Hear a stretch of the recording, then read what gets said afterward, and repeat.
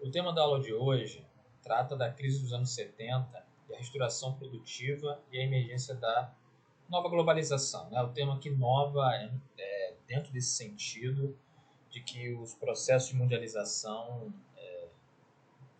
existiram vários processos de mundialização, desde ali a emergência ali do processo de acumulação mercantil, né, na Europa, e que houve ali sucessivos processos de mundialização, que é realmente aí a ideia central desse curso, que é o que nós estamos trabalhando. E aí, então a gente está chegando aí na etapa mais recente, né, que estruturou o mundo contemporâneo, tal qual nós conhecemos hoje, e cujas características mais próprias elas começaram realmente a emergir com mais evidência a partir da década de 70. Então esse vai ser o tema da aula de hoje. Então, na aula anterior, a gente discutiu dois períodos, né, centrais para compreender o mundo do século XX. Primeiro foram as décadas destrutivas entre 1914 e 1945, que na verdade ali foi o desfecho da ordem, né, da mundialização no período do final do século XIX, né, início do século XX, do imperialismo, daquele capitalismo monopolista financeiro, oligopolista financeiro, que caracterizou, que alguns autores chamam inclusive de a primeira globalização, né? Com as características ali bem bastante próprias. Também teve ali uma revolução nas técnicas de comunicação, nas técnicas de transporte, uma redução né, uma compressão, que é chamada de compressão do espaço pelo tempo, que é um tema que a gente vai discutir na próxima aula, na aula número 9, né, que a gente vai tratar especificamente sobre a base material da globalização. E a partir disso, né, também da década de 70 para cá, a gente também vem passando por esse processo disruptivo de transformação econômica, social e territorial no sistema capitalista, né, no sistema muito capitalista. E aí a segunda fase, que a gente estudou também na aula 7, foram os anos de ouro do capitalismo, né, no pós-guerra, entre 45 e fim da década de 60, no caso ali, principalmente nos países centrais, né, do sistema mundo capitalista, mas que também teve reverberações na periferia, como o caso brasileiro. Esse período aí, entre fins de 45 e 60, entre 45 e final de 60, foi um período aí também de muito expansionismo, né, na economia brasileira. O país se modernizou, por exemplo, justamente entre 56 e 60, a gente teve ali os 50 anos e 5, né, do Juscelino Kubitschek, período de muito otimismo no país, né? E depois ali teve 64 o golpe militar, que bloqueou uma série de demandas sociais de continuidade daquele projeto, daquele processo, né, de modernização do país. Isso optou por uma modernização conservadora, quer dizer, se modernizava a economia, o Brasil se industrializava, mas mantendo uma série de condições sociais anteriores, né, sem modernizar uma série inclusive dentro da própria perspectiva, se a gente for considerar o liberalismo clássico, de certa maneira, né?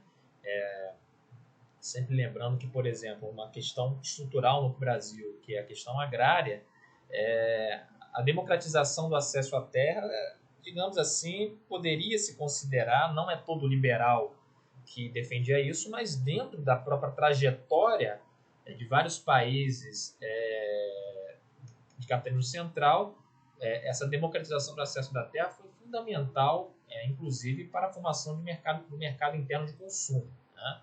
Então, isso é uma coisa que no Brasil nunca se... Os liberais brasileiros, na verdade, nem liberais são, né? Usam o discurso liberal, mas defendem uma série de outras coisas aí, enfim, né? Que não... Na verdade, para defender o estado de coisas que nós herdamos desde o período colonial. Mas, enfim, aí mesmo no Brasil, a gente teve aí um período aí que se estendeu aí depois forçadamente até 79 de crescimento econômico, já durante essa fase da crise, e que, na verdade, foi justamente essa crise, né, mais as condições internas, que acabou depois bloqueando a continuidade do processo de industrialização, de crescimento econômico do Brasil com base na industrialização. A partir dos anos 80, tudo isso mudou. Então a gente teve aí, de qualquer maneira, nessa segunda fase, a gente chegou a níveis de crescimento econômico e bem-estar social nos países centrais nunca antes vistos. Então isso é um fator importante. Entretanto, na década de 60, esse expansionismo do pós-guerra chegou ao seu auge e, por conseguinte, suas contradições começaram a se tornar evidentes. E aí, na década de 70, né, que foi o período imediatamente posterior, ela acabou ficando marcada pelas abruptas mudanças no cenário econômico mundial, que desfizeram os consensos do pós-guerra e iniciaram a transição para a globalização a partir da década de 80. Então, na década de 60, teve esse auge, né, do expansionismo. Inclusive, na aula 7, numa das figuras que eu apresentei, tinha uma imagem da Time, né, da revista inglesa Time, uma das revistas mais importantes e mais prestigiadas do mundo, com a figura de Keynes, justamente em 65, aquela publicação, demonstrando aí o auge, né, daquele expansionismo do pós-guerra, né, e colocando ali todo o prestígio, né, do Keynes e da agenda keynesiana como responsável, né, por esse expansionismo. Mas no final dos anos 60, esse expansionismo, e aí o que está por trás? Né? A velha contradição do capitalismo, que é uma crise de superprodução, né? Que nesse caso dos anos 60 se manifestou através da chamada estagflação, que é o que a gente vai ver mais adiante. Portanto, os objetivos da aula, né? O objetivo da aula hoje é apresentar alguns aspectos centrais da teoria de situação aí desse período que mudaram os rumos da economia mundial capitalista. E aí, no programa de redação teve aí uma repetição, mas enfim, uma etapa posterior da globalização. Então a gente vai ver nessa aula, primeiro, os principais fatores que levaram à crise sistêmica na década de 70, a restauração produtiva que foi impulsionada a partir da busca de saídas para essa crise de acumulação, o forjamento de um novo consenso liberal, no caso neoliberal, em substituição do consenso keynesiano, também se deu aí na década de 70, e os impactos na periferia, a gente vai passar rapidamente aí, em particular na América Latina, só vai passando aí para não deixar nunca de mencionar que é a nossa realidade, né, com o país da periferia, ou como alguns dizem, da semi-periferia do sistema mundo capitalista. Então, primeiro, tratando aí da crise do expansionismo do pós-guerra, a gente vai tratar, portanto, o chamado fim dos anos dourados e a crise sistêmica da década de 70. Então, relembrando, entre 45 e 70, a partir do consenso de Bretton Woods, ocorreu grande expansão econômica sem grandes instabilidades econômicas, aí, deixando bem claro aí as instabilidades econômicas dentro das economias centrais do capitalismo, como aconteceu nas décadas anteriores.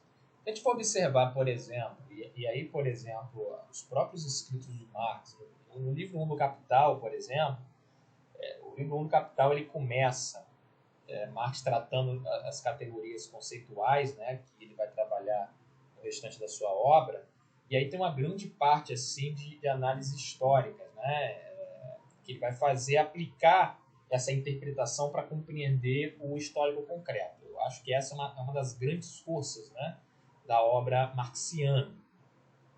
E aí, nesse trabalho, por exemplo, ele vai falar da questão das crises de acumulação, ele trata das várias crises comerciais como consequência das crises de superprodução. Então, e Marx escreveu o Capital aí na década de 70, mais ou menos no século XIX, foi quando ele publicou o livro 1 do Capital, se não me falha a memória, mas nesse período, a gente vai observar que vai ser justamente um período em que havia, cada 5, 7 anos, havia crises de acumulação, crises comerciais, né? Então essa era uma constante, né, nesse período aí do que a gente pode chamar aí do capitalismo já do primeiro consenso liberal. No pós-Segunda Guerra Mundial, essas instabilidades elas se tornaram muito menores, né? Praticamente não houve essas instabilidades. Então foi um período aí de 30 anos praticamente sem crises. E aí, quando é que vai se estourar essa primeira grande crise, uma grande recessão, justamente na década de 60? E aí que vai colocar abaixo as ilusões a respeito desse período, né? Que a gente vai mencionar mais à frente, que, na verdade, o período foi tão longo que realmente se acreditou na inteligência econômica, que seria possível domar o dragão, né, o leão da fera capitalista, né, a partir dos instrumentos, né, que foram aprendidos aí e aplicados no pós-guerra a partir das ideias de Keynes e também de várias experiências práticas de política econômica prática, como o New Deal, né, principalmente. Seria possível, através dessa intervenção do Estado e dos pactos aí, né, do grande capital, juntamente com o pacto, né, com o trabalho organizado, com o sindicato, seria possível aí, domar a fera capitalista e levar a longas prosperidades, sem muitos sobressaltos. Então essa foi realmente, chegou-se a ter essa crença, né, dessa capacidade de domar a fera capitalista. Uma série de fatos estruturais, por exemplo, o fato na Europa, aquilo que vem mencionando desde o início do curso, o capitalismo ele se dá muito bem quando você tem escassez, e o pós-guerra foi um período de enorme escassez. Uma primeira vertente de escassez foi a própria destruição da guerra na Europa. Então, o fato de ter que se reconstruir, né, praticamente toda a infraestrutura, isso daí gerou, né, capacidade de demanda que permitiu aí uma expansão econômica bastante grande. A outra coisa foram as políticas sociais que permitiram a inclusão de camadas que antes não estavam incluídas no mercado de consumo sofisticado, e que também foram foi também a apropriação apropriação de escassezes, né, de uma escassez em matéria de população que precisava consumir. Também devemos dizer que no pós-guerra teve o chamado baby boom, né? Uma grande expansão populacional no mundo inteiro, e que também, né, associada a essa expansão do mercado de consumo, isso aí gerou uma grande margem para esse crescimento econômico. Quando chega nos anos 60, esses processos já estão esgotados, né? Então isso daí foi um fator importante. Então, nos países centrais, o New Deal e a reconstrução associada ao estado de bem-estar social na Europa Ocidental permitiram às suas populações chegar a níveis de bem-estar material sem precedentes, aquilo que eu tinha falado a respeito dessa expansão dos mercados de consumo. Em alguns países da periferia, o período se caracterizou pela intensa modernização econômica, caso brasileiro, que depois foi ser chamado, por exemplo, de Fordismo periférico, em que se implantou a modernização econômica, mas sem trazer realmente os mecanismos dos estados de bem-estar social na periferia, como é o caso brasileiro, mas também gerou uma intensa modernização econômica. O Brasil, por exemplo, é um dos países que mais cresceu economicamente nesse período. Entretanto, já em fim da década de 60, uma série de barreiras começaram a surgir na frente dessa expansão econômica. E aí a primeira barreira que a gente pode falar é o seguinte: nos países centrais, o consumo de massa chegava a seus limites. Verificou-se uma saturação de mercadorias nos mercados domésticos, não conseguiam mais absorvê-las. Então, a produção fordista, a gente vai falar um pouco, mas falou pouco sobre Ford, né? No início do curso mencionamos um pouco sobre o Fordismo, mas não aprofundamos e também não falamos também na aula anterior. Hoje vamos falar um pouquinho mais, e num dos textos que eu vou passar para vocês no Moodle, tem alguma descrição sobre o Fordismo. Mas Fordismo vocês podem encontrar, quem quiser ver aí como é que o Fordismo funcionava, basta ver o brilhante filme do Charlie Chaplin, que é Tempos Modernos, né, que fala aí um pouco do que era o Fordismo no seu auge, né, no seu pleno período de expansão. Mas, de qualquer maneira, o que caracterizava muito essa produção Fordismo e o consumo de massa era a padronização das mercadorias. Então chegou um momento em que quando você tinha uma população que não tinha geladeira, passou a comprar geladeira, não tinha TV, passou a comprar TV.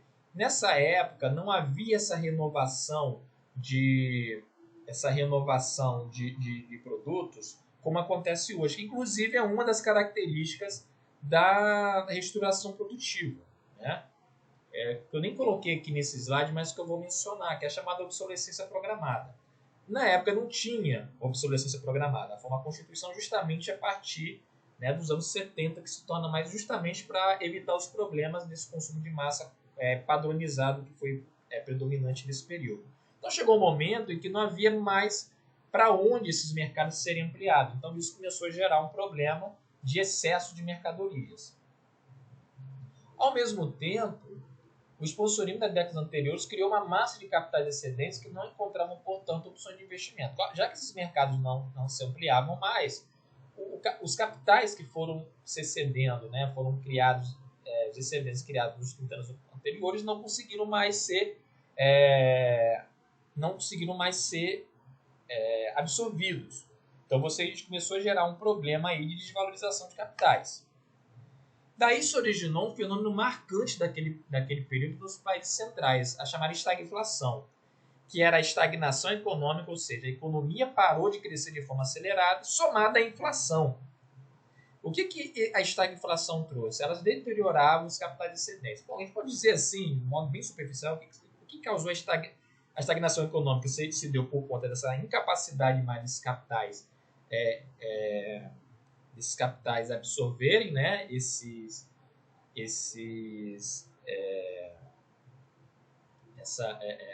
os excedentes, e a inflação, né, e aí eu confesso que me faltam estudos mais aprofundados, né, sobre, porque o fenômeno da inflação é um fenômeno muito complexo, né? Você tem inclusive uma das interpretações para o que aconteceu na estagflação foi a base depois para a construção de uma das principais correntes, né, do pensamento neoliberal, que foi a corrente monetarista, que não foi inventada nessa época, mas ela foi retomada dentro de novos padrões e que considerava que o que gerava a inflação era excesso de dinheiro, excesso de dinheiro. E aí qual era o diagnóstico? Você tinha dois fatores principais que geravam a necessidade de produção de mais dinheiro. Né? Inclusive, o que foi um dos fatores que, por exemplo, teve aí que já não colocava o padrão ouro-dólar já como sendo algo obsoleto, né? Que é aquela vinculação do dólar ao ouro, como eu falei na aula anterior. Que é o fato de que, como você tinha pressão salarial por conta do pacto keynesiano, em que tinha ali o que permitiu a formação desses mercados de consumos amplos nos países centrais, que eram os ganhos reais de salário, mas que eram garantidos pela expansão econômica, e isso permitia que taxas de lucro fossem mantidas em níveis bastante razoáveis e que permitiram uma grande acumulação de capital. Essa pressão salarial gerava uma pressão inflacionária. Essa era uma. A outra era os compromissos de políticas sociais e de intervenção do Estado, que fazia com que esses Estados também precisassem gastar mais. E isso daí se dizia o seguinte, de que como você não tinha a base econômica para poder fazer essa expansão dos gastos do Estado, acabava imprimindo mais dinheiro. Então isso gerava um efeito inflacionário, né? É possível, né? Não duvido que esses diagnósticos não estivessem inteiramente errados. O problema é que se entende que a inflação é só inerente a isso, né? Por exemplo, hoje a discussão da inflação no Brasil ela é basicamente baseada nessa concepção. Então você tem hoje a economia brasileira, a economia estagnada, não cresce até em processo de recessão e com baixa inflação. E qualquer pico de inflação diz que o Estado está gastando menos. Aí você faz o quê? Corta gasto do Estado, corta direitos trabalhistas, dizendo que isso vai combater, entre outras coisas, combater a inflação, né? Para não deixar a inflação crescer. Ao mesmo tempo, a economia não cresce. O que você tem? E aí tem outro problema que é muito pior que a inflação, que é a deflação, que é a queda generalizada de preços, que o Brasil ainda não está passando por isso. Mas um dos problemas da Grande Depressão foi justamente o contrário, a deflação. A deflação quebra realmente a economia, né? As empresas capitalistas. A inflação não necessariamente, né?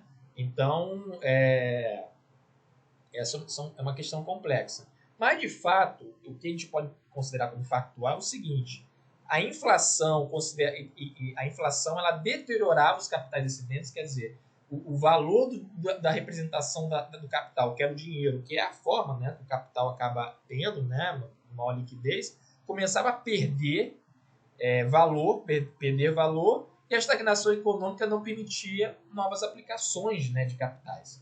Então isso aí gerou um problema muito sério, né, no final dos anos 60. E aí uma saída para esses capitais foi o financiamento da industrialização dos países periféricos como o Brasil. Então nós temos aí uma dessas saídas é ir buscar financiamento através de empréstimos para os países periféricos, né? O que, por exemplo, permitiu o financiamento da industrialização brasileira após o milagre econômico, né, principalmente no segundo Plano Nacional de Desenvolvimento, foi justamente essa busca de capitais e ofertavam a taxas bastante baratas, né, nesse período.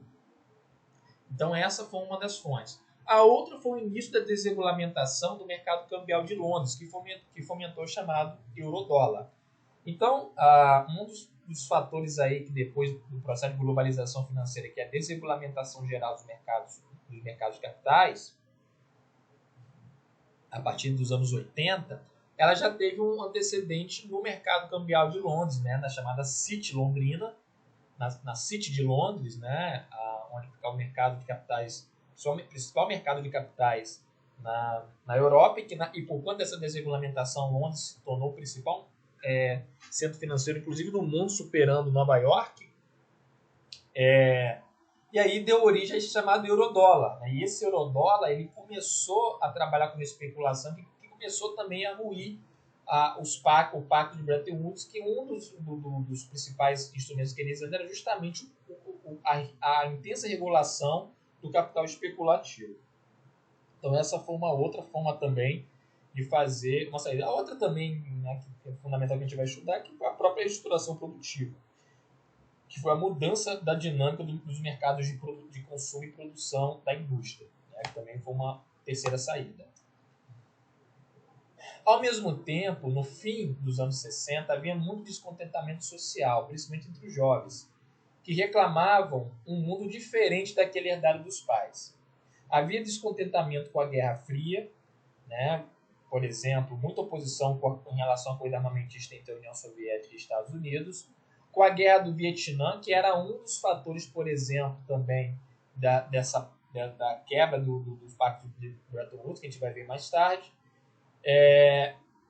E também em relação, reclamavam descontentamento com o conservadorismo social das gerações mais antigas e com os padrões de consumo, né, o padrão de consumo homogeneizado da produção fordista. Por exemplo, você teve os movimentos revolucionários de 68, dos estudantes, depois você teve o Woodstock, o movimento hippie. Muito desse descontentamento ele tinha um caráter, inclusive, de esquerda, né?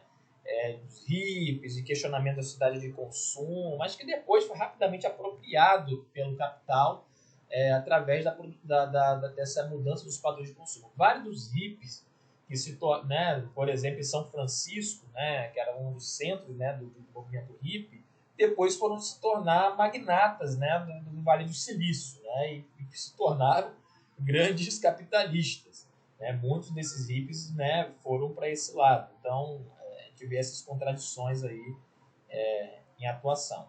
Com o descortinar da década de 70, uma série de eventos foram centrais para impulsionar essas mudanças no sistema econômico. O primeiro foi o abandono do padrão dólar-ouro, um dos sustentáculos do Acordo de Bretton Woods, em 71, pelo governo Nixon, e foi um fator muito central, foi o custo da Guerra do Vietnã. Os Estados Unidos perderam a Guerra do Vietnã em 73. Essa guerra já se arrastava ao longo de toda a década de 60 e não é à toa ali o descontentamento no final dos anos 60 com a Guerra do Vietnã. Então, para poder pagar esses custos, o padrão dólar-ouro ele trazia rigidez à possibilidade de gastos em dólar e dos americanos disporem da sua moeda, que já era moeda base do comércio internacional em 71. Então, eles foram lá e tiraram. Então, a partir daquele momento, o dólar passou a flutuar e não precisava mais ter a sua impressão, não dependia mais de uma determinada quantidade de ouro que os Estados Unidos tivessem como reserva, né? A outra coisa foi o choque do petróleo de 73. O choque do petróleo de 73 ele aumentou no primeiro momento a 400% o preço do barril do petróleo, que saiu de pouco menos de 3 dólares o barril para mais de 11, 12 dólares o barril, né, de uma semana para outra. Depois disso, você teve uma flutuação. Em 79 teve um segundo choque que aumentou ainda mais o preço do barril, né? Mas tem ideia, né? Há 50 anos atrás, o barril de petróleo custava aí, né, $2, né? Mesmo com a inflação aí, a deterioração do dólar nesse período, a gente vê aí o quanto o petróleo era barato, se tornou muito mais caro. Então isso daí foi um fator fundamental, porque aumentou muito o custo de energia e gerou, né, uma série de problemas. Daí que, por exemplo, começou os problemas das montadoras estadunidenses, né, por conta dos carros americanos, ainda hoje, né, são caracterizados por serem carros gastadores de combustível.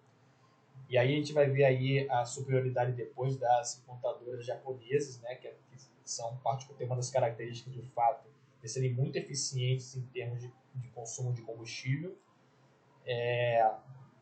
Então, em 73, outro fator importante é que com esse aumento do barril de petróleo, deu origem aos chamados petrodólares, né? O advento do petrodólar que ajudou a irrigar ainda mais a especulação financeira e criou um excedente ainda maior. Quer dizer, você junta o fato dos Estados Unidos passarem a não ter mais amarras, né, para dispor do dólar.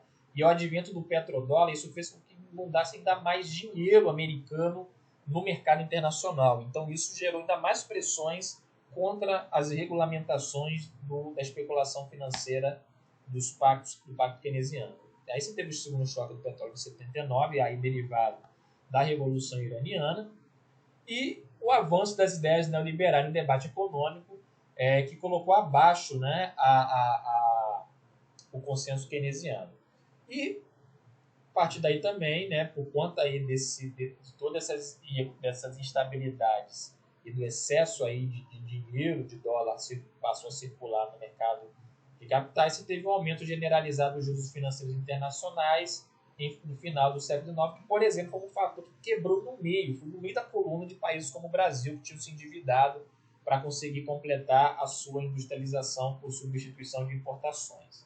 E aí, não à toa que nos anos 80, por conta desse aumento generalizado dos juros financeiros, os principais países latino-americanos tiveram aí, cada um suas crises de dívida externa, né? O Brasil era o país que mais devia, tinha a México também, que era um país muito devedor, e a Argentina. O Brasil, você teve aí, então, nos anos 80, foi as várias crises de dívida dos países latino-americanos. Então, um segundo processo é o impulso para a reestruturação produtiva. No campo da produção da indústria foi fundamental. Um dos motores da expansão dos padrões de consumo no pós-guerra foi o consumo de massa propiciado pelos ganhos de produtividade do Fordismo. Isso permitiu o acesso popular a mercadorias que antes eram consideradas de luxo, né, como o automóvel, por exemplo. Entretanto, a estagflação no final dos anos 60 reduziu a capacidade de realização da valorização do capital a partir da produção em massa fordista. Com isso, a partir da década de 70, se iniciou uma busca incessante da indústria por novos modelos de produção que fossem capazes de se adaptar às flutuações da demanda. E aí, eu não botei nenhum esquema, mas vocês conseguem encontrar na internet, eu vou passar também o texto, que tem um esquema da diferença entre o Fordismo e o chamado os regimes de acumulação flexíveis. O que caracterizava fortemente o Fordismo, lembrando aqui, o Fordismo ele era, a partir da implantação, tanto é que é chamado Taylorismo Fordismo, foi a implantação das ideias de Taylor de controle do tempo de produção de cada operário com a esteira de produção. Então, a esteira de produção ela controlava o tempo de produção. E vocês forem ver em tempos modernos, eu indico que vocês assistem esse filme, é um filme divertido e ele mostra muito bem isso. A partir da esteira de produção, você tinha o controle desse trabalho, que é ela que determinava o tempo. E aí, como é que era o trabalhador, o que o Taylorismo pregava e que a esteira de produção colocava? O Taylorismo pregava que o trabalhador deveria ser especializado numa única função. Então, por exemplo, na indústria automobilística, o cara, um operário, né, na montagem, da linha de montagem de carros, ele passaria 30 anos apenas colocando porta. O outro ficaria apenas colocando para-brisa. Isso é a linha de montagem fordista, né? Então ele não sabia como funcionava toda toda a montagem do carro, ele sabe, mas ele se tornava especializado em aprender, e aí o carro chegava na linha de montagem, ele coloca o para-brisa, passa aquele carro, e aí ele tem que se adaptar ao ritmo da linha, para não ter tempo morto, né? E aí chega o outro carro, ele coloca o para-brisa. Chega o outro carro, ele bota o para-brisa. Chega outro carro. E aí o cara passava 8 horas fazendo isso, né? Fazia isso centenas, milhares de vezes no dia. E aí, dependendo da função, é evidente, né? E aí o que acontece? Esse é um fator. Então, essa linha de produção, ela não é muito flexível, por exemplo, para atender. Então, como é que era o consumo a partir daí? Isso reduziu o custo dentro daquela lógica da mais-valia, das primeiras aulas que a gente apontou, como é que essa especialização e a redução do tempo de trabalho, a redução do tempo morto, isso daí aumenta muito a mais-valia, isso permite, inclusive, através do aumento da escala, reduzir, tornar os preços mais competitivos. Mas qual é o problema desse regime de produção? Você impõe ao mercado um perfil de consumo. Então, o que acontece? Você não tinha muita variação, os produtos eram homogêneos. Essa é a primeira coisa. A outra coisa era a formação de muitos estoques. Então, você tinha essa produção, aumentava muito a produção, isso gerava muito estoque, e esse estoque era absorvido pela ampliação daqueles mercados de consumo que aconteceu aí no pós-guerra. Então, você não tinha... Então, o que aconteceu? Quando você teve bloqueio dessa capacidade de expansão, esse modelo ele não conseguia reduzir estoque e começava a gerar o quê? Excesso de mercadoria. É importante considerar o seguinte, a indústria ainda é bastante fordista, tá? O Fordismo não deixou de existir. Mas o que você passou a ver? Passou a ver uma transição para regimes mais flexíveis, né? Mais flexíveis tanto para atender a flutuações da demanda, quanto para atender a flutuações no gosto, que hoje caracteriza muito fortemente o mercado de consumo no mundo inteiro, né? Hoje, por exemplo, a gente é capaz de... você tem chamados nichos de consumo, né? E aí, para onde caminhou a reestruturação produtiva? A criar modelos que fossem mais flexíveis para atender tanto a nichos de consumo. Então, exemplo, você teve ali o advento ali dos hippies, e você tinha que ter a adaptação da indústria a atender a esses nichos muito específicos de consumo, e não mais aquele consumo tão massificado. Ainda há muita massificação de consumo. Porém, hoje, as estruturas produtivas elas são mais adaptadas a serem capazes de atender a esses nichos mais flexíveis, mais específicos de consumo. Então, essa é uma questão. E aí, um fator importante é o seguinte, já havia algumas experiências produtivas flexíveis que estavam sendo executadas no Japão, que já difundiam um modelo desenvolvido nas fábricas da Toyota, dentre os casos chamados Just-in-Time. E o que caracteriza fortemente o Just-in-Time? Just-in-Time, a tradução no momento. Ela se baseava numa lógica bastante diferente do Fordismo. Né? Ela se estruturava na ampla terceirização de segmentos da cadeia produtiva, na redução de estoque, na criação de células de produção e no controle de qualidade no próprio processo de produção. Isso permitia muito mais flexibilidade para se adaptar às flutuações da demanda. Basicamente era o seguinte: a indústria fordista era formada por grandes corporações que internalizavam grande parte das cadeias produtivas. Então, por exemplo, você pegava numa grande indústria fordista, você pegava, por exemplo, quem fabricava o pneu? A Ford. Quem fabricava o para-brisa? A Ford. Quem fabricava as chapas? A Ford. Então, era realmente um processo de fabricação do automóvel. Né? Setor de administração. Dentro era o empregado, né, o chamado white collar, né, o colarinho branco, o blue collar, que era o colarinho azul, que era o que trabalhava no chão de fábrica. Administração era funcionário da Ford. Contabilidade era funcionário da Ford. Manutenção era funcionário da Ford. Limpeza era funcionário da Ford. transporte era... Então, as indústrias nessa época, elas consideraram que era mais econômico você internalizar uma série de setores dentro da fábrica e não apenas a parte específica de montagem de carros. O modelo toyotista ou do just-in-time é um modelo diferente. Esses setores da cadeia produtiva, vários setores, principalmente aqueles setores que não eram os setores core, né, da indústria, eles eram terceirizados para outras empresas menores. Então você tem o processo de terceirização. Então, o que hoje é muito fortemente característico na indústria de automóveis? Hoje você não tem mais fábrica. Você tem hoje, por exemplo, aqui no Rio de Janeiro, no estado, a gente tem aqui 3 montadores de automóveis. Tem a fábrica de automóveis de caminhões da Volkswagen, em Resende. Tem a fábrica da Renault Citroën, da Peugeot Citroën e da Nissan em Porto Real ali, que era um antigo distrito de Resende que se separou justamente por conta da implantação dessa indústria automobilística. Essas fábricas, elas são apenas montadoras de automóveis. Elas montam, elas não fabricam. Elas recebem motores de outro lugar, recebem as portas vêm de outro lugar. Então, elas compram de outras empresas. Né? Você tem um setor automotivo, você tem uma série de terceirizadas. Essas mercadorias, elas chegam na fábrica montadora e lá ela é apenas montada. O produto final é montado. Né?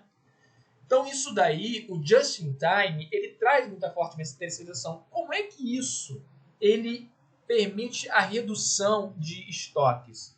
Porque o que acontece? Como você não precisa mais dessas estruturas todas dentro da fábrica, você precisa mais estocá-las. Então, você apenas vai demandar de outras empresas e essas empresas vão ter que também estar adaptadas nos seus estoques à demanda da empresa que está montando. Então, quando você tem uma redução da capacidade de consumo qualquer, né? Você tem uma redução da produção de carros, a fábrica de automóveis ela não tem mais esse estoque. Ela simplesmente pega e deixa de demandar da terceirizada. Né? Então, qual uma das características que você vai ter? Você vai ter uma das características o enxugamento das plantas fabris e também uma fragmentação dessa mão de obra operária, né, que passa também a ser cada vez mais flexível. Você tem outras, né, a questão das células de produção, tem outras características também que são muito importantes, né, e que são até superiores ao modelo fordista. Mas eu acho que o principal para a gente entender o just-in-time, que é justamente a questão da redução dos estoques, é justamente isso. Você adaptou o modelo para ter essa capacidade de reduzir esse estoque. E também, um dos fatores é a capacidade dessa estrutura de atender mais nicho de mercado. Tanto é que hoje o automóvel, você é capaz de montar um automóvel de acordo com, dentro de determinado limite, de acordo com o seu padrão, seu gosto de consumo.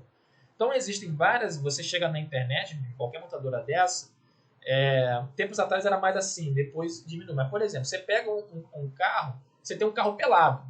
Mas aí você pode pegar, não, eu quero um carro com pacote A que tem ar-condicionado e vidro elétrico. Mas eu quero com a cor tal. Você tem lá uma gama de cores que você pode selecionar. E aí você tem uma série de pacotes em que você pode ter desde o carro mais pelado, mais básico, ao carro mais complexo, com maior quantidade de implementos tecnológicos. Então, hoje, no mercado, a indústria é capaz de atender a sua demanda específica dentro de uma determinada margem que a própria indústria oferece, mas você quer um carro mais básico, o mesmo carro, né? um Fiat qualquer, né? Um Fiat Uno. Desde um Fiat Uno mais básico, né? Para janela a manivela, né? Vidro a manivela, você girar. Ou então eu quero vidro elétrico, então eu quero com controle de estabilidade e tração. Então isso daí é uma coisa que até agora está menos, né? Nos últimos anos tem entrado menos os pacotes, tem sido muito mais a modelos de carro e a dentro específico. Mas tempos atrás, há 5, 6 anos atrás, você tinha uma gama de 10 ou 11 opções para você comprar um carro. Então, isso daí, o Just-in-Time permitiu isso, né? O que o modelo Fordista clássico não permitia. Então, a partir da década de 80, o jargão especializado em engenharia de produção e administração passou a ser fortemente influenciado pelo modelo Just-in-Time. Então, a questão da qualidade total, reengenharia, termos muito típicos, né? O que também foi considerado aí chamado de pós-Fordismo. Dentro do jargão da engenharia de produção e da administração, tornaram assim jargões bastante básicos, né, dessas formações profissionais.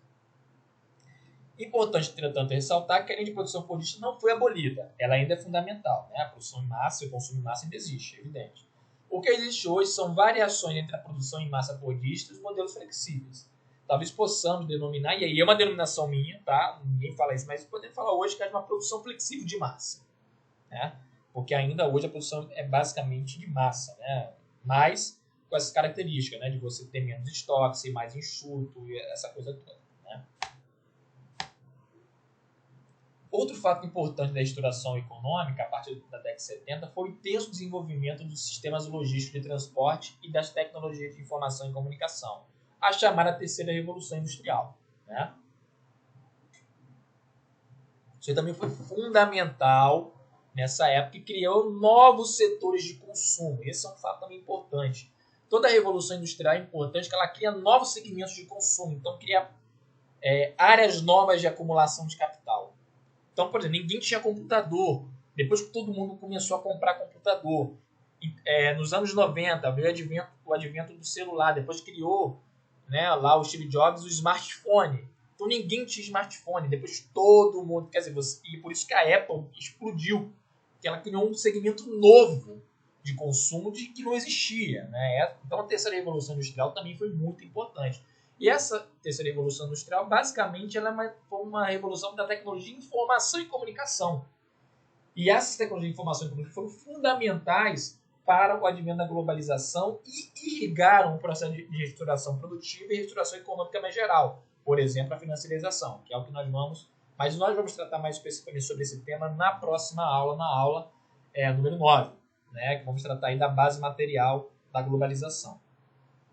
Então, é isso. Mas essa revolução, né, nas tecnologias de informação, comunicação e transporte, né, dos sistemas logísticos de transporte, containerização, depois automatização, que hoje que a Amazon basicamente faz, né, de automatização da logística.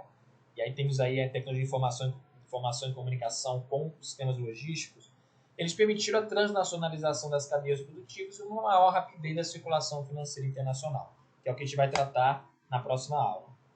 E a restauração produtiva associada à maior capacidade locacional das grandes empresas, por conta desses fatores falados anteriormente, engendrou um dos fenômenos mais conspícuos dos anos posteriores. A desindustrialização dos antigos complexos industriais nacionais fordistas e a formação de novos espaços industrializados, principalmente em regiões e países de mão de obra mais barata. Foi o fenômeno das maquiladoras no México, essa coisa toda. E a gente passou a ter o processo de desindustrialização dos antigos complexos industriais nacionais fordistas. Né? Isso aí foi um fator bastante importante.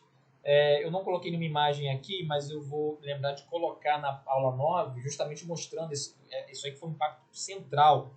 Países como no Nordeste dos Estados Unidos, que eram o manufacturing belt, né, o cinturão da manufatura, e virou Rust Belt, que é o cinturão da ferrugem. Na Inglaterra, chegou a acontecer isso aqui no ABC Paulista, no Brasil, em benefício de novas áreas, né, por conta dessa maior capacidade, e como também vários setores industriais se tornaram menos dependentes, né, de mão de obra mais especializada, como técnicas mais genéricas, né, fáceis de formar, e buscando aí regiões, né, e países com mão de obra mais barata e de menor qualificação. Né? E teve também a financiarização, né, que é um tema que será tratado à parte nas próximas aulas, que também foi uma consequência da estruturação econômica a partir da década de 70.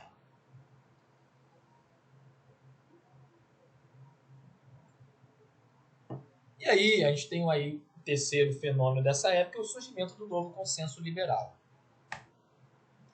A partir da crise econômica e da incapacidade do instrumental keynesiano dar conta dos mesmos, iniciou-se um retorno ao consenso liberal, orientado pela longínqua apologética liberal de vários autores anteriormente condenados à obscuridade, entre os quais se destacaram Friedrich von Hayek e Milton Friedman, que representam aí duas escolas que depois viraram quase que igrejas, né? Principalmente chamada escola austríaca, que hoje tem um montão de ANCAP no Brasil, que fica, não sabe, adolescentes que não sabem o que falam, enfim. Inclusive eu tive aluno ANCAP que o pai era sempre mamou nas tetas do Estado, continua mamando, e o filho é ANCAP, estuda em Universidade Federal, provavelmente vai ter ligações políticas aí importantes, né, por conta dessas coisas se herdam, né, e ANCAP. O Brasil, o Paulo Guedes é ANCAP, né, de certa maneira. O Paulo Guedes é discípulo da escola de Chicago de Milton Friedman. Mas se você for ver, família formada era funcionário público e está mamando a teta do Estado. Então, cuidado entre o discurso, a oratória e a prática, tá certo? Mas foram grandes autores. Eu falo que é longínqua porque desde a Grande Depressão, principalmente o Hayek, ele continuava defendendo a liberdade de mercado. Mas aí, com o consenso keynesiano, esses caras foram condenados à obscuridade, né? Formaram, aí a gente vai falar mais sobre o neoliberalismo mais à frente, uma verdadeira confraria, né? Quase uma seita, em que continuavam defendendo essas ideias, né? Publicando, buscando influenciar principalmente setores do empresariado, né? Tomadores de decisão a respeito disso, e que depois, né, isso deu frutos com o colapso ali, né, dos anos dourados. Então, a partir de uma retórica virulenta, mas também alicerçada em sólidas carreiras acadêmicas, principalmente o Friedman, né, esses autores lograram criar um novo consenso que negava os instrumentos intervencionistas dos estados e louvava a capacidade dos mercados desregulados em promover o crescimento dos lucros e, por conseguinte, criar as condições de bem-estar social. A gente vai discutir isso mais nas próximas aulas, né, quando a gente for falar da base ideológica da globalização. Eu digo que foi retórica virulenta porque eles falseavam uma série de concepções. Por exemplo, chamavam o intervencionismo de Estado de socialismo. Hoje, que a coisa se fala, né? No Brasil, muito hoje se fala que PT é comunista. Agora teve lá um dos conselheiros que é oriundo do mercado financeiro, que é um dos conselheiros da Petrobras. Por conta dessa intervenção do Bolsonaro lá na Petrobras, falou que ele é comunista, né? Outro, né, o Gustavo Franco, falou a venezuelização, muito dessa retórica virulenta que não tem nada a ver com ciência, que tem nada a ver com fatos. Isso daí foi francamente utilizado, né, tanto por Milton Friedman quanto por Hayek e por vários outros, né, autores neoliberais, né, que foram influenciar o neoliberalismo. Mas isso também foi importante aí, que substituiu o consenso keynesiano, tá certo? E aí as consequências dessa transição para a periferia do capitalismo, vou passar muito rapidamente aqui, porque não é o nosso tema principal, mas para não passar batido, que na periferia do capitalismo ocorreram dois processos importantes nos seus principais países, e aqui eu pensando principalmente aqui nos países latino-americanos e no Brasil, né? O primeiro é que a partir do processo de industrialização produtiva, alguns países do extremo oeste da Ásia iniciaram um processo de industrialização e crescimento econômico muito acelerado, já, né, alicerçado nos novos paradigmas produtivos. Está até no final aqui da frase. Se destacaram os chamados tigres asiáticos, Coreia do Sul, Taiwan, Hong Kong e Singapura. Acho que não estou esquecendo ninguém. E posteriormente a China, que a partir da década de 90, despontar, né, a China, que a partir da abertura iniciada em 78, né, nos anos 80, a China começou a crescer de forma acelerada. Os tigres asiáticos da China, já nos anos 80, já eram os países que mais cresciam no mundo, né? A China saiu de um país absolutamente agrário. Em 94, ele ombreava com o principal país, a principal economia da periferia na época, era o Brasil. O Brasil, até 94, era a principal economia em termos de produto nacional bruto da periferia, né, capitalista. E a China, em 94, ela ombreava em termos de PNB com o Brasil. Ela era um pouco abaixo do Brasil, né? 3, 4 bilhões de dólares da época abaixo do Brasil. Hoje a China é isso que a gente está vendo. Caminha aí para ser a maior potência global, já ombreia, né, e já preocupa, né, o Império Americano, o Império Estadunidense, mas ele vai começar aí a partir de 78. E a partir dos anos 90, despontaram os novos dragões asiáticos, né? Tailândia, Vietnã, Indonésia, Malásia, né? Que são hoje os novos países de crescimento acelerado, né? Todos esses países, é importante dizer, eles foram fortemente influenciados pelo paradigma japonês. Tanto é que muitos desses países, Taiwan, Coreia do Sul, eles foram área de expansão do capital japonês. Lembrando que até a década de 90, o Japão era considerado o país que iria superar os Estados Unidos em termos de PIB, né, de produto interno bruto, né? Tanto que se falava que o século XXI seria o século japonês. Nos anos 90, 7 dos 10 maiores bancos do mundo eram bancos japoneses, né? Então a gente vai ver também a grande influência, né, do modelo. Não é à toa que eles vão iniciar essa trajetória de crescimento industrial já alicerçado nesses novos paradigmas produtivos, principalmente os tigres asiáticos, né? E que vão se industrializar buscando os mercados globais de consumo. E aí nós já temos, então, um processo de internacionalização das cadeias produtivas, em que esses países se beneficiaram muito, né? A China, principalmente, né? Sempre lembrando, né? Se fala, por exemplo, que Coreia do Sul, muito discurso não factual, né? Desse liberalismo de YouTube, dizendo que Coreia do Sul foi livre mercado. Coreia do Sul é a ditadura. Muita intervenção do Estado, no sentido, por exemplo, de se dar sustentação aos chamados chaebols, né? A Samsung, Hyundai, Kia, todos foram chaebols muito alicerçados, né, em políticas do Estado, tá? E a China, não preciso dizer nada, né? Os planos quinquenais continuam existindo e a China cresce, né? Talvez a China seja o caso mais espetacular de crescimento econômico contínuo da história do capitalismo, superando inclusive os Estados Unidos no final do século XIX. Então, se já não possivelmente será a história mais exitosa de crescimento econômico em taxas muito aceleradas e contínuas, né? Então, enfim, né? Então a China, e não podemos dizer a falta de intervenção do Estado, né? Os planos quinquenais continuam existindo, que é algo, né? Enfim. E esses países iniciaram sua trajetória de crescimento industrial já alicerçado no nosso padrão produtivo e puxado pela fome. Ou seja, por outro lado, os países como Brasil, México e Argentina, que lograram se industrializar desde a década de 40, a partir de um outro paradigma, que é os processos de substituição de importações, em parte financiados por empréstimos externos, foram subitamente bloqueados pelas instabilidades financeiras definidas na década de 70. Então, no caso aí do Brasil, por conta desse do modelo, né? Eu digo que o modelo de substituição de importações era um mal em si, porque ele teve grande êxito. No Brasil, por exemplo, nos anos 80, o Brasil foi o país mais importante, de estrutura industrial mais complexa, né, fora os países centrais do mundo, né, do mundo periférico.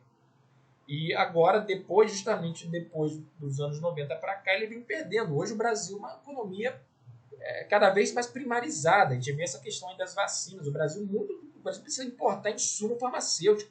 O Brasil já teve internalizado muito, né, do que hoje precisa importar de insumo farmacêutico, né? Mas, de qualquer maneira, por conta dessa necessidade de financiamento de empréstimos externos e tal, as estabilidades financeiras, como eu falei anteriormente, dos anos 70 atingiram fortemente, e também problemas internos, estruturais, como o fato de não ter formado realmente mercados internos pujantes, né, por conta da desigualdade social. O Brasil, em particular, isso também foi central, né? Então, para a gente terminar as considerações finais, a década de 70 foi o fim do longo período de prosperidade no mundo capitalista avançado. Com efeito, os anos dourados, cuja duração tinha criado a ilusão de que as crises de acumulação poderiam ser controladas, terminaram como de costume. Uma profunda incapacidade sistêmica de reproduzir a valorização ampliada do capital. uma série de mudanças ocorreram a partir dessa década, entre as quais se destaca o fim do consenso intervencionista keynesiano, a estruturação produtiva rumo às economias flexíveis de escopo, né, focais, né, voltadas a nichos de mercado, a revolução informacional e de transportes, né, que a gente vai aprofundar mais na próxima aula, e a nova fase de intensa financiarização da economia, e o surgimento do novo consenso liberal, tá? Então, foram esses pontos principais que a gente abordou. Então, as palavras-chave, termos-chave para você estudar, é a crise da estagflação, o fim do pacto de Bretton Woods, né, ou do consenso keynesiano, a restauração produtiva, vendo aí as características do Fordismo para o just-in-time, eu recomendo que vocês se aprofundem nisso, a revolução das tecnologias de informação e comunicação, a terceira revolução industrial, as consequências do choque do petróleo, né, passei assim, mas é importante que vocês também vejam essas consequências. Elas não criaram essa crise, mas elas aumentaram. E o consenso neoliberal. A gente vai estudar mais, mas vocês já podem ir pesquisando sobre esse tema. Então a gente vai terminando aqui a aula número 8 sobre esse processo de transição e entrada da atual ordem econômica mundial, que hoje parece estar estando aí nos seus limites também, né? Então, esse é o conteúdo dessa aula.